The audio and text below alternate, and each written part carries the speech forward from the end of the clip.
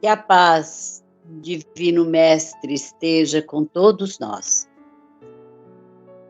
Senhor, faze de mim um instrumento da tua paz. Onde houver ódio, que eu leve o amor. Onde houver ofensas, que eu leve o perdão. Onde houver discórdia, que eu leve a união. Onde houver dúvidas, que eu leve a fé. Onde houver erros, que eu leve a verdade. Onde houver desespero, que eu leve a esperança. Onde houver tristeza, que eu leve a alegria. Onde houver trevas, que eu leve a luz. Ó Mestre, fazer com que eu procure mais consolar que ser consolado, compreender que ser compreendido, amar que ser amado, pois é dando que se recebe, é perdoando que se é perdoado, e é morrendo que se vive para a vida eterna. Prece a Bezerra de Menezes. Te rogamos, Pai de infinita bondade e justiça, as bênçãos de Jesus Cristo, através do Espírito Bezerra de Menezes e sua legião de companheiros. Que eles nos assistam, Senhor, consolando os aflitos, curando os que se tornem merecedores, confortando aqueles que têm provas e expiações por passar, esclarecendo aos que desejam obter conhecimento espiritual, e assistindo a todos os que apelem para o teu infinito amor. Jesus, divino portador da graça e da verdade, estende tuas mãos dadivosas em socorro daqueles que te reconhecem como dispenseiro fiel e prudente. Seja o nosso divino modelo, através de tuas legiões consoladoras, de teus santos espíritos, a fim de que a fé se eleve, a esperança aumente, a bondade se expanda e o amor triunfe sobre todas as coisas. Bezerra de Menezes, apóstolo do bem e da paz, amigo dos humildes e dos enfermos, movimenta as tuas falanges amigas em benefício daqueles que sofrem males físicos ou espirituais. Bons espíritos, dignos obreiros do Senhor, derramai as virtudes e as curas sobre a humanidade sofredora, a fim de que as criaturas se tornem amigas da paz e do discernimento, da harmonia e do perdão, semeando pelo mundo os divinos exemplos de Jesus Cristo. Que assim seja. Boa noite a todos. Hoje, como a querida Valéria já fez no preâmbulo, vai ser um bate-papo interessante e ao mesmo tempo diferente. Isso porque eu vou lhes contar das experiências que eu tive a oportunidade de vivenciar em mais de 8 anos como dialogador. Alguns dizem esclarecedor, alguns mais antigos como eu dizem doutrinador, nos trabalhos mediúnicos de que eu participo na União Espírita de Piracicaba aos sábados à tarde. Vale dizer que eu estou nesse trabalho mediúnico há bem mais de 20 anos. Porém, só há uns 8 anos que eu me tornei dialogador. Antes eu era médium, como a gente fala, de apoio. Para quem não sabe, em trabalhos mediúnicos, aquelas pessoas que costumam conversar com os espíritos que vêm se comunicar através dos médiuns psicofônicos são chamados de dialogadores. Eu, particularmente, não me considero médium. Eu não vejo espíritos, não ouço espíritos, não sinto cheiros, não escuto músicas, não prevejo o futuro. Mas quando eu estou num trabalho mediúnico, dialogando com o espírito, do nada me aparecem na cabeça ideias como: sabe quem está aqui? A Ritinha. Aí o espírito se sensibiliza e fala que a tal da Ritinha foi a irmã dele numa encarnação passada. Ou, do nada também, chega para mim, olhe quem está acenando para você. Eu falo para o espírito, você os reconhece? Aí o espírito diz que está vendo 3 colegas, por exemplo, do passado, de quem ele gostava muito. No livro Desobsessão, do Chico Xavier e Valdo Vieira, podemos ler que os médiuns esclarecedores ou dialogadores são mantidos sob a condução e a inspiração dos benfeitores espirituais. Eu sou prova disso. Confirmou o que eu aprendi na prática, mas durante os trabalhos mediúnicos. O termo antigo que se usava, como eu comecei a dizer hoje, doutrinador, deixou de ser usado porque doutrinar é diferente de dialogar. Doutrinar é fazer catequese, pregação.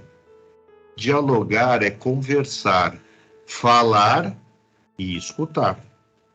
É manter um entendimento, visando a solução de problemas do espírito que está sendo atendido. Nas nossas reuniões mediúnicas, normalmente os espíritos que são atendidos são aqueles que estão sofrendo ou se acham perdidos, desesperançados. Há também os cheios de ódio, com forte desejo de vingança, que estão obsediando algum encarnado.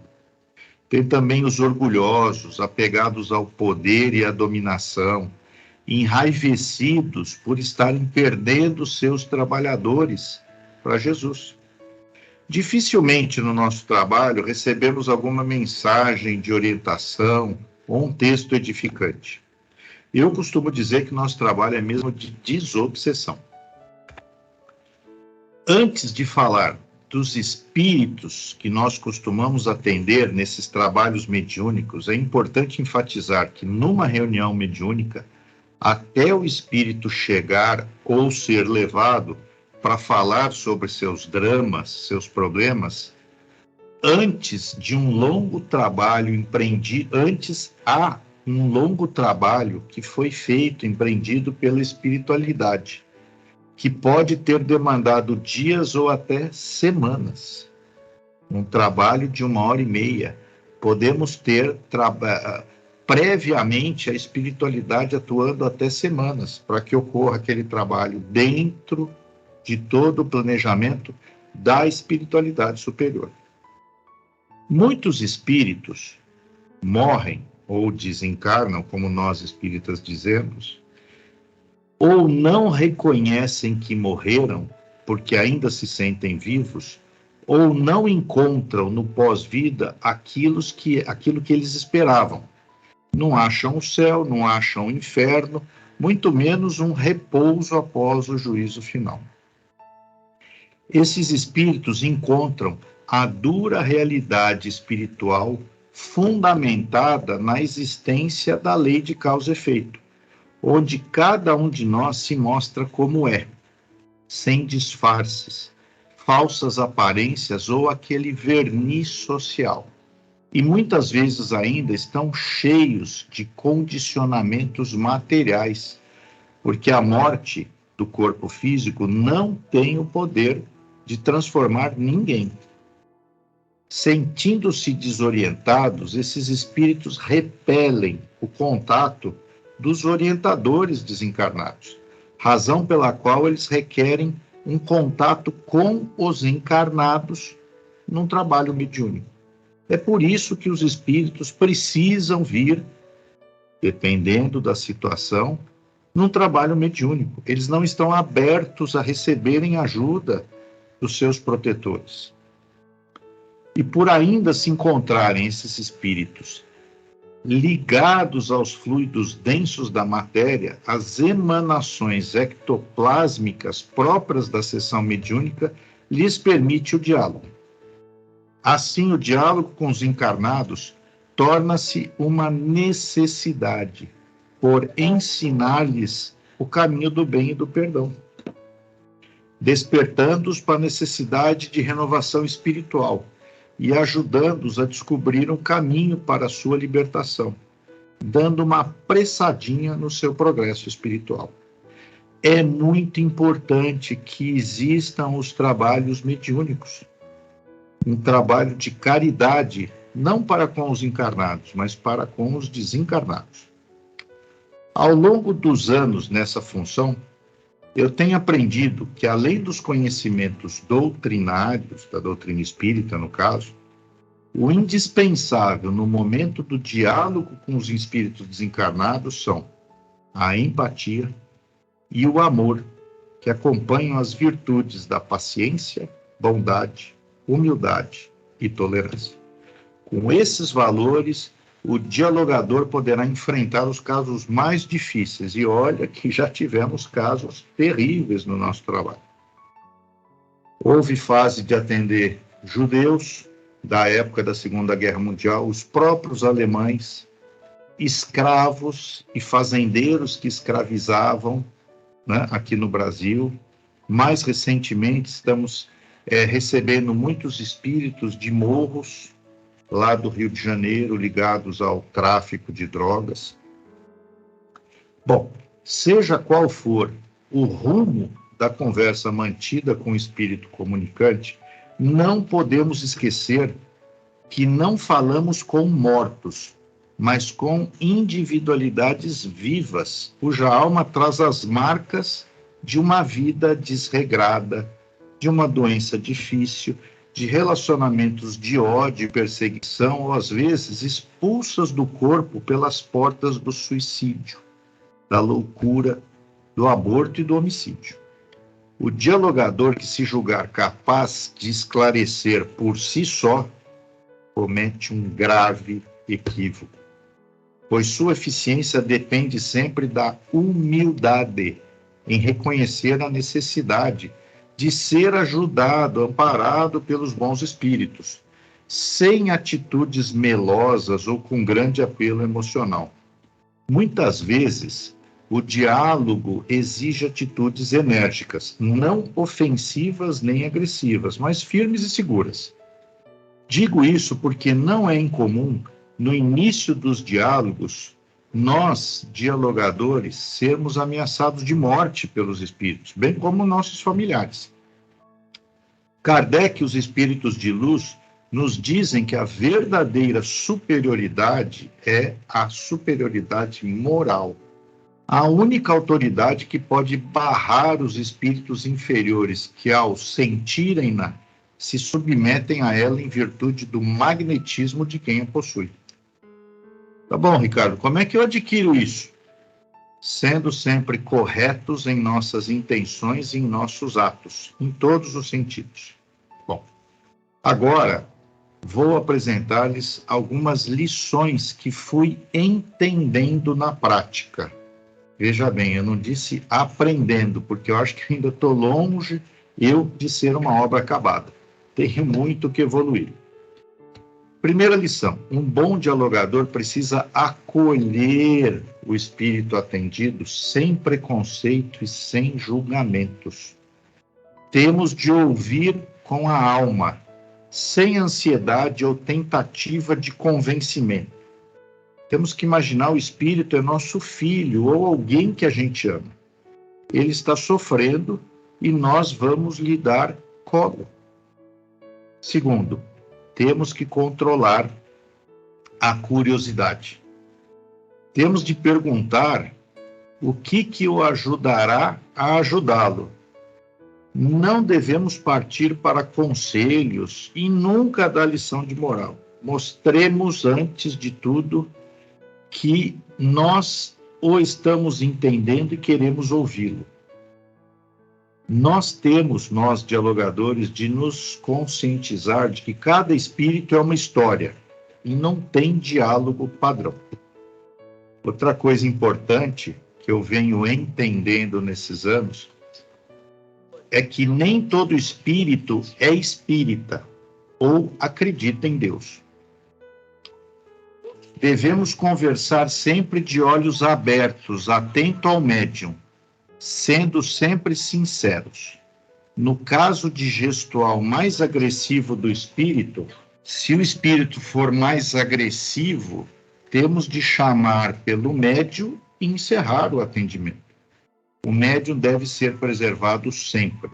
Aliás, o médium é fundamental para o próprio controle do espírito comunicante, limitando o que ele pode ou não pode fazer ou dizer, como usar palavrões. Outra coisa, a intuição sempre nos orienta, nós dialogadores, sobre como conduzir um diálogo proveitoso para ambos. Mas, como identificar a intuição? Experiência. A intuição nos ajuda a direcionar as perguntas e também as sugestões a se fazer ao desencarnado, mas ela vem com a experiência. Não tem regra nesse caso. Outro ponto importante, é fundamental, como eu já disse antes, ter a humildade de saber que as ideias que surgem durante o diálogo não são suas, e sim o auxílio dos bons espíritos.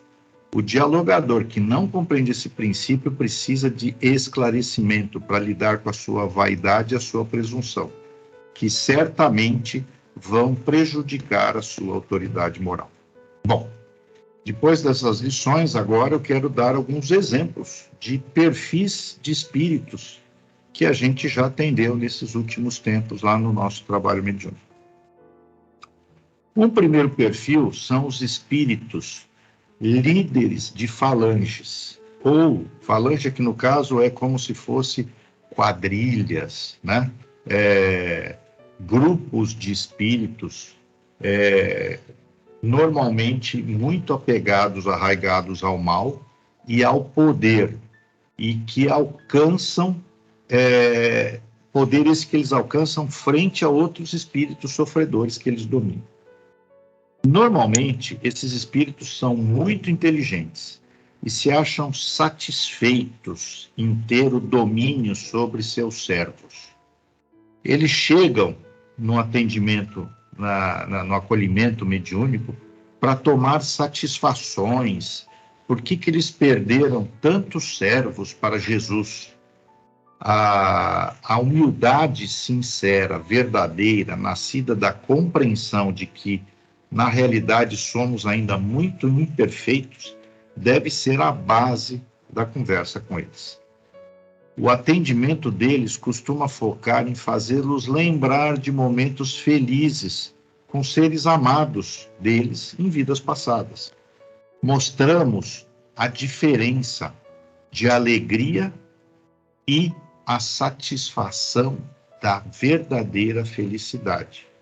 Perguntamos se eles pretendem continuar como estão, sem felicidade, sem estar com os entes amados no futuro, nos próximos 10, 100 ou 1000 anos. Um dos entes amados do seu passado costuma estar no atendimento na hora do trabalho mediúnico e aparece para ajudar a tocar o coração desse espírito. Espíritos desse padrão vibratório quase sempre têm de se comunicar mais vezes. Não é na primeira vez que a gente consegue amolecer esse coração petrificado. O que se observa é que a cada semana esses espíritos se apresentam menos seguros, menos firmes e menos fortes que na vez anterior, até que atingem o momento do despertar da consciência. Mas, às vezes, eles são tão aguerridos a permanecer como estão, que são encaminhados para o planeta de provas e expiações, que está substituindo a Terra, que agora está passando para o mundo de regeneração. Já tivemos caso de recebermos espíritos que vieram do planeta anterior à Terra, da constelação de Capela, que eram arraigados, apegados ao mal, muito evoluídos intelectualmente, que estão varando esse período de encarnações na Terra sem alcançarem a evolução e que estão sendo direcionados para o próximo planeta, ainda na fase em que estavam, sem acompanhar o próprio progresso da Terra. Outro perfil de espírito que a gente costuma atender é aquele espírito que desencarnou e não sabe. Costumamos ser intuídos, os dialogadores, ou a dizer ou a não dizer que eles já morreram. É que certos espíritos não têm condições de serem informados de que o corpo material, o corpo físico deles morreu. Eles não têm consciência de que estão no plano espiritual. Não sabem que morreram e sentem-se imantados, presos aos locais onde viveram, ou onde está o centro de seus interesses.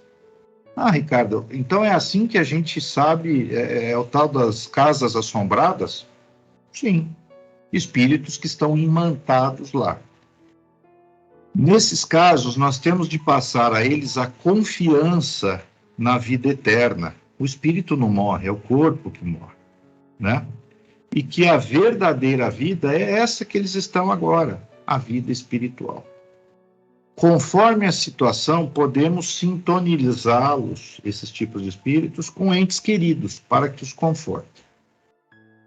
Terceiro tipo, o perfil de espírito que é atendido, aqueles raivosos que querem vingança, espíritos que estão obsediando alguém.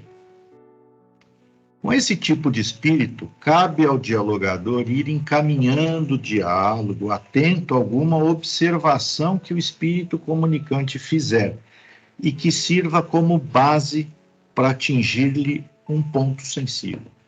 Todos nós temos os nossos pontos vulneráveis, aquelas feridas que a gente esconde cuidadosamente, envolvendo-as na couraça do orgulho, da vaidade, do egoísmo e da indiferença. Em geral, os obsessores, no decorrer da comunicação, acabam resvalando e deixando entrever os pontos suscetíveis que tanto escondem. Aparentam força, mas como todos, são carentes de amor e de paz. Quase sempre estão separados dos seus afetos mais queridos, seja por nível evolutivo, seja por terem sido feridos por esses afetos. Neste caso, costumamos levar esse tipo de espírito a lembrar-se de fatos do seu passado, da sua última reencarnação ou até de reencarnações anteriores, despertando lembranças adormecidas. Nessas ocasiões, os trabalhadores da espiritualidade agem, seja acordando as lembranças nos painéis da mente, seja formando quadros fluídicos com as cenas que evidenciam a sua própria responsabilidade perante os fatos em que se proclamavam inocentes ou vítimas. Ah, eu persigo essa pessoa porque ela fez a minha família perder tudo na vida passada. A gente volta mais algumas vidas e mostra que ele próprio já fez a mesma coisa com o algoz dele, quem ele obsedia. Ele recebeu o que ele já tinha praticado, nesse exemplo. Em alguns casos, se mostra que o obsediado que odeia e perseguem agora foi-lhe um ser amado do passado, com quem viveram momentos felizes e às vezes infelizes. A ideia aqui, nesse caso, para eles, é mostrar, comprovar que o ciclo de vingança não se acaba se sabemos que o espírito é imortal. O que eu quero dizer? Eu quero matá-lo, meu obsediado, né? Depois o obsediado desencarna e quer me matar, e aí eu quero me vingar e matá-lo, e vamos ficar nesse ciclo vicioso. Até quando? O arrependimento e o perdão são o que mudam o ciclo vicioso do ódio para o ciclo virtuoso do perdão e do amor. Mais um caso de perfil de espírito que nós recebemos são aqueles que estão com fortes dores e sofrimento, estão perdidos nas zonas umbralinas e desesperados, às vezes com um grande sentimento de culpa pelos erros que praticaram. Nesse caso, estamos falando de um espírito que fica, às vezes, muitos anos nas trevas, tal qual, para quem leu ou assistiu o livro Nosso Lar, do André Luiz, né? Primeiramente, nós temos de resolver as reclamações de dor, de cansaço, e a equipe de protetores espirituais que está no trabalho rapidamente faz isso, ora dando remédio, banho, sopa, ou colocando-os numa cama, numa maca. Com esse espírito sentindo-se melhor, nós procuramos lhe perguntar se ele recentemente pediu ajuda de coração, aonde ele estava, no umbral, porque com esse pedido fervoroso do coração, ele permitiu que se aproximassem os espíritos protetores, que, via de regra, são quem os trouxe para o trabalho mediúnico.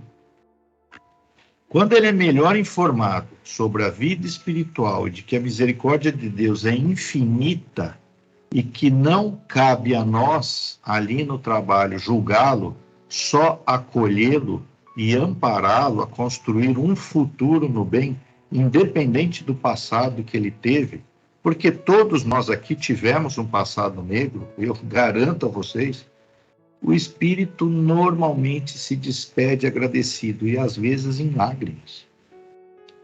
Bom, a prece e o passe são recursos valiosíssimos de apoio ao diálogo com os espíritos, sobretudo quando se esgota qualquer tentativa de entendimento. Elas fornecem a necessária harmonia, tanto ao manifestante portador de desequilíbrio, quanto ao próprio médium, que é o intermediário da comunicação. Considerando que os trabalhadores da equipe espiritual recolhem também as forças mentais emitidas pelos participantes do grupo, inclusive as que fluem do médium. Ok? Bom, por hoje era isso. Espero que nenhum amigo ou amiga aqui tenha que no futuro ser atendido num trabalho mediúnico, ok? Agradeço-lhes por mais esse nosso bate-papo e gostaria de finalizá-lo lembrando-os da nossa missão como bons cristãos que somos. Fazer o bem sem ver a quem, e amar sem nada em troca esperar. Um felicíssimo final de semana para todos, com muita luz, amor e paz. Agradecemos a todos que participaram desse evangelho, encarnados e desencarnados, aos nossos benfeitores espirituais que nos assistiram e nos guiaram para um bom entendimento. Que eles nos ajudem a pôr em prática os ensinamentos aqui aprendidos e assim nos sentirmos a cada dia mais fortalecidos na nossa transformação diária. Que possamos receber tudo aquilo que aqui viemos buscar, de acordo com o nosso merecimento, com a força de vontade e com a fé de cada um de nós. Elevemos os nossos pensamentos a Deus, a Jesus e a toda espiritualidade, e com muita paz vamos iniciar o momento do passe. Vamos neste instante agradecer, em primeiro lugar, por estarmos reunidos em nome de Deus e de Jesus. Agradecer pelo aprendizado desta noite. Agradecer pela nossa saúde.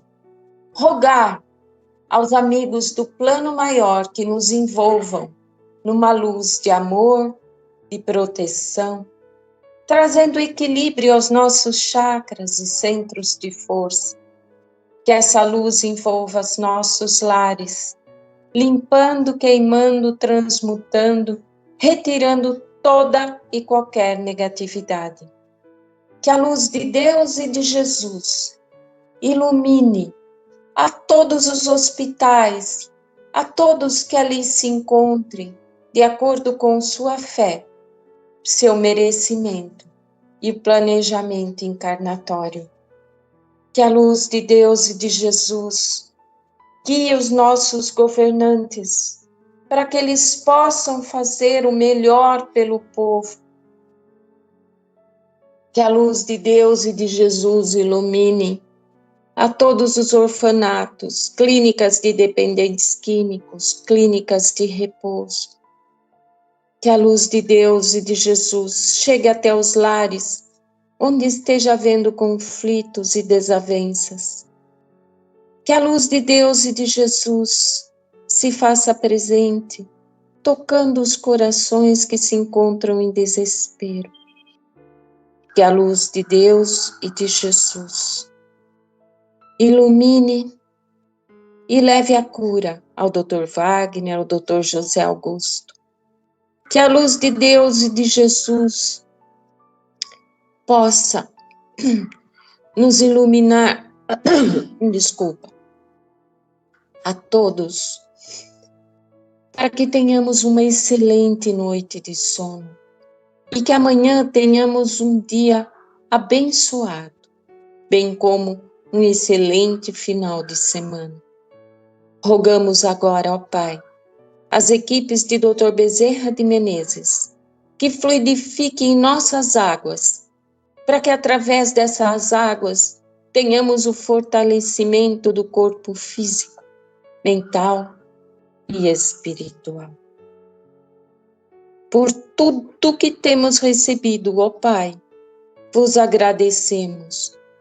Pai nosso que estais no céu, santificado seja o vosso nome. Venha a nós o vosso reino, seja feita a vossa vontade aqui na terra como no céu. E o pão nosso de cada dia dai-nos hoje. Perdoai as nossas dívidas, assim como nós perdoamos nossos devedores. E não nos deixe cair em tentações, mas livrai-nos de todo o mal. Ave Maria, cheia de graça, o Senhor é convosco. Bendita sois vós entre as mulheres, bendito é o fruto do vosso ventre, Jesus. Santa Maria, Mãe, roga por nós hoje, amanhã e sempre. Que assim o seja, graças a Deus. Deus, nosso Pai, que sois todo poder e bondade, dai a força àquele que passa pela provação. Dai a luz àquele que procura a verdade, pondo no coração do homem a compaixão e a caridade. Deus, dai ao viajor a estrela guia, ao aflito a consolação, ao doente o repouso. Pai, dai ao culpado o arrependimento, ao espírito a verdade, à criança o guia, ao órfão o pai. Senhor, que a vossa bondade se estenda sobre tudo o que criastes. Piedade, Senhor, para aqueles que não vos conhecem, a esperança para aqueles que sofrem. Que a vossa bondade permita aos Espíritos Consoladores derramarem por toda parte a paz, a esperança e a fé. Deus, um raio, uma faísca do vosso amor pode abrasar a terra. Deixa-nos beber nas fontes desta bondade fecunda e infinita, e todas as lágrimas secarão, todas as dores se acalmarão. Um só coração, um só pensamento subirá até vós, como um grito de reconhecimento e de amor. Como Moisés sobre a montanha, nós os esperamos de braços abertos, à bondade, à beleza, à perfeição. E queremos de alguma sorte alcançar a vossa misericórdia. Deus, dai-nos a força de ajudar o progresso, a fim de subirmos até vós. Dai-nos a caridade pura, dai-nos a fé e a razão. Dai-nos a simplicidade, que fará de nossas almas o espelho, onde se refletirá a sua doce e serena imagem. Que assim seja. Graças a Deus.